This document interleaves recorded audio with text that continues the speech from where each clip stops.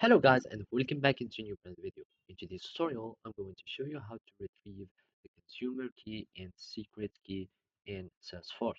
So make sure to watch the video to the end and follow these simple steps. So here we are going through this guide so we can be able to see how to retrieve our secret key. So one step to do is to have your connected app. And to create a connected app in your Salesforce, you will need to go to Setup, Apps, from here or the app manager. So I'm just going to here. So from uh, app manager, and from there you can create a new app for your organization. So you can create a new connected app, etc. So basically, after that, you will need to add all the details of your application, like the name, the API name, some contact email, etc. And from here, you will find your callback URL and some OAuth scopes. So after that, you will need to save your application.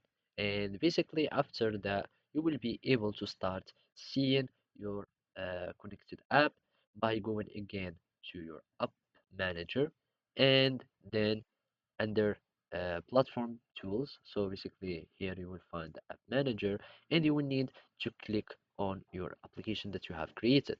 So once you click on it, you will be able to see all the details concerning your application. So as you can see here, you will find the API name, creation date, etc.